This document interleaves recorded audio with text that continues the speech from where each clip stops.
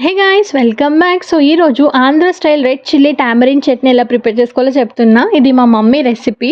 So దీనికి ముందుగా ఒక చిన్న జామ పండు అంతా చింతపండు నానబెట్టుకోండి, మంచిగా కడిగి నానబెట్టుకోవాలి.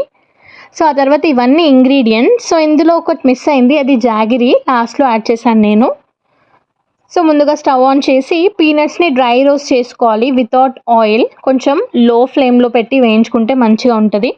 ఆ తర్వాత మనం రెడ్ చిల్లీస్ని కూడా వేయించుకుందాం వితౌట్ ఆయిల్. ఫస్ట్ వేయించుకున్న తర్వాత లైట్గా ఆయిల్ వేసి కూడా కొంచెం సేపు వేయించుకోండి. ఇది కూడా మొత్తం మీడియం ఫ్లేమ్లో పెట్టి మాత్రమే వేయించుకోవాలి. ఆ తర్వాత మనం జీలకర్ర వేసి అండ్ పీనట్స్ వేసి ముందుగా దంచడం స్టార్ట్ చేయాలి. సో ఇప్పుడు చల్లగా అయిపోయిన రెడ్ చిల్లీస్ని కూడా వేసి దంచుకుందాం. సో ఇందులోనే కొంచెం సాల్ట్, ఆ తర్వాత గార్లిక్ వేసుకున్నా, ఇది కూడా వేసి బాగా దంచుకోవాలి. ఆ తర్వాత నానబెట్టిన చింతపండు కూడా వేసి దంచుకోవాలి. ఇది చాలా ఈజీ అండి చేయడం చట్నీ. అండ్ ఇందులో కొంచెం జాగిరి వేస్తున్నా, మీరు కావాలంటే చక్కెర కూడా వేసుకోవచ్చు. అండ్ ఆనియన్స్, కట్ చేసిన ఆనియన్స్ వేసుకుంటున్నా. అంతే, టేస్టీ అయిన చట్నీ రెడీ.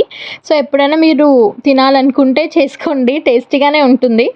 సో ఇప్పుడు వేడి వేడి అన్నంలో కొంచెం నెయ్యి వేసుకొని తింటే చాలా బాగుంటుంది. Thank you for watching.